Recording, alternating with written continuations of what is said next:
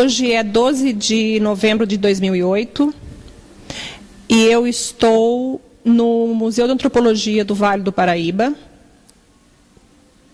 que é instalado dentro do casarão do Coronel João da Costa Gomes Leitão.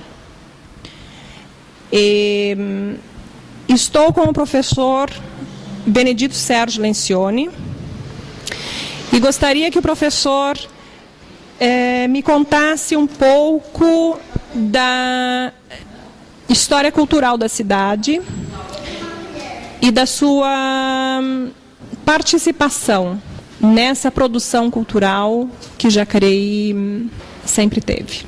O meu envolvimento nessa área cultural, vamos dizer assim, vem há muito tempo. Nesse tempo trabalhei em rádio, clube, escrevi em jornal. Então a minha formação é sempre voltada para se ler, escrever, observar. E como professor não poderia também deixar de ser uma pessoa que gosta da cultura, né? Aliás, eu entendo que a pessoa só consegue mudar o ser humano através de uma boa educação aprimorada com o que nós chamamos de cultura, que seria assim o verniz. Então o meu envolvimento nessa parte cultural da cidade data assim de há muitos anos. Quando eu estive na prefeitura, na primeira vez, iniciou-se um movimento com um grupo pequeno de estudantes que queriam transformar um museu para Jacareí. Mas é evidente que esses estudantes não teriam condições de instrumentalizar essa ideia e concretizar essa ideia, que dependia de acertos com o governo do Estado, de investimento, de recursos. E isso só o poder público tem condições, ainda mais numa cidade do interior.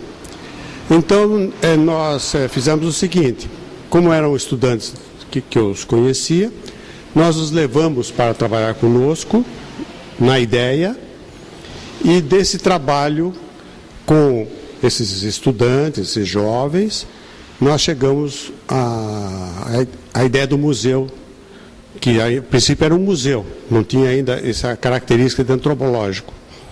Essa ideia só surgiu depois, mais tarde, quando já estava numa fase praticamente de instalar o museu, com um estudo que foi feito pela doutora Valdiza, que era museóloga, famosa em São Paulo, e ela que deu toda a base científica para se criar o Museu da Antropologia. Porque museu pedagógico, isso nós temos em muitas cidades. Mas um museu voltado exatamente para a antropologia, o nosso aqui no Vale do Paraíba era e é o único. Portanto, foi um trabalho que demandou muito estudo, a participação de várias pessoas, até nós conseguimos o velho prédio, que era um grupo escolar, o grupo escolar Coronel Carlos Porto, por sinal, o primeiro grupo escolar de Jacareí, e esse grupo estava instalado no que foi o antigo Solar Gomes Leitão, que era a residência do escravocrata capitalista, e que também, ao lado dessa parte escravocrata, que seria assim, vamos dizer, a parte negativa da biografia do Gomes Leitão, ele foi uma pessoa que prestou inúmeros serviços à cidade, quer através da Santa Casa de Misericórdia, como até na sua vida política aqui em Jacareí. Portanto, foi um trabalho longo que culminou com o Museu da Antropologia. O senhor me falou sobre a origem do Museu de Antropologia do Vale do Paraíba e sobre um grupo de estudantes que participaram dessa ideia. O senhor, por acaso, se lembra do nome de algum estudante que esteve com o senhor na origem, no estudo da concepção de como seria esse museu? Eu não lembro o nome de todos, embora eu tenha esses nomes gravados lá em casa, num trabalho que eu estou fazendo sobre a história do museu. Mas eu citaria duas pessoas: Osmar Almeida e a professora Maria Lúcia Santana, que foi depois diretora do museu. Mas eram cerca de 5 ou 6 estudantes, e eles inclusive formaram um grupo oficial dentro da prefeitura. Nós, por decreto, nós criamos o CPDOC, Setor de Documentação, e foi aí o início do museu. Mas era um grupo de 5 ou 6 estudantes, eu até tenho o nome de todos, mas cito esses dois, o Osmar e a Maria Lúcia Santana. E, professor, o senhor acompanhou depois, nesse seu mandato, o senhor deu origem a esse trabalho de fundação do museu. Depois o senhor acompanhou, no decorrer dos anos, os processos pelos quais o museu passou e como esse museu se apresentou para a população? O assunto é muito longo e complexo. Tem uma série de fatores, inclusive como é que nós fizemos para instalar o museu. Como é que isso foi feito para que a população aceitasse a ideia de um museu, que foi o nosso trabalho. Bom, o prédio em si, nós conseguimos através do governo do Estado. Conseguimos primeiro que esse prédio fosse tombado pela Condefat. Depois nós entramos em negociação com a Secretaria de Educação do Estado. Na época, o secretário da Cultura era o Cunha Bueno. E nós conseguimos, então, que fosse construído um novo prédio. Quem construiu? A própria Prefeitura. Porque, a princípio, o governo do Estado queria construir o prédio do Grupo Escolar Coronel Carlos Porto, lá no Campo Grande, com o que eu não concordei, que passava a desfigurar o histórico escolar de Jacareí, a história da educação em Jacareí, o que já estaria assim, um paradoxo com a criação do museu. Como nós iríamos permitir que o grupo escolar, que tem um histórico muito precioso na cidade, fosse levado para um bairro mais distante? Ficaria algo chocante. Então, a Prefeitura assumiu a responsabilidade, construiu às suas custas, inclusive o projeto é do arquiteto Túlio César Naves, que trabalhava na Prefeitura. Foi um projeto que ele fez também de graça, não foi cobrado nada mais, da construção do grupo. Inclusive, ele era mais harmônico com o prédio do que ele é hoje, porque ele tem uma laje que chega no piso do museu. E essa laje era coberta de grama, então você ampliava a extensão do museu junto com o grupo, fazia uma interligação. Isso tudo não foi observado. Eu cheguei, inclusive, em uma certa época, a publicar um artigo sobre isso, dessa desfiguração, desses princípios arquitetônicos entre o museu, o velho, e o prédio novo, o grupo.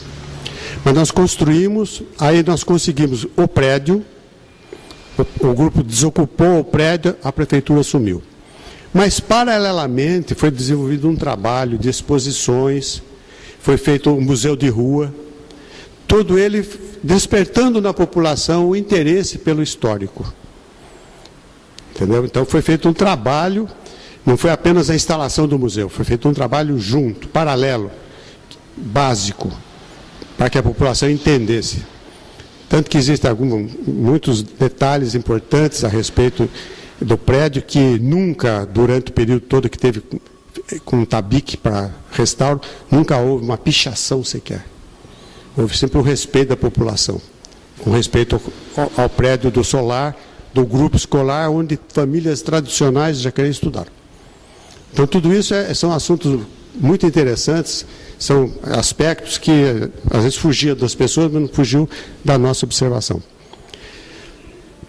Outra coisa interessante que aconteceu foi que o restauro do prédio, durante o período de restauro que nós contratamos várias empresas, ou duas principalmente, uma que fez o levantamento do prédio para verificar qual era a estrutura original. Isso foi um trabalho feito de prospecção por uma firma de São Paulo. Depois foi o trabalho de levantar qual era a pintura original, que essas pinturas que nós temos no prédio correspondem à 8ª camada. Era a camada original, sobre ela existiam 8 camadas de tinta. E foi um grupo de 6 ou 7 jovens também de uma empresa de São Paulo que fizeram o trabalho de localização da pintura original. Isso tudo foi documentado, tudo isso foi acompanhado de perto, porque as portas permaneciam abertas, que os curiosos podiam entrar e ver o que está sendo feito no prédio. Foi tudo feito dentro dessa perspectiva, sob uma orientação técnica da doutora Valdiza. E a nossa estudante na época, a Maria Lúcia Santana, ela foi contratada ela fez um estudo de museologia na USP, justamente para preparar a parte administrativa do museu. E ela era aluna da professora Valdiza.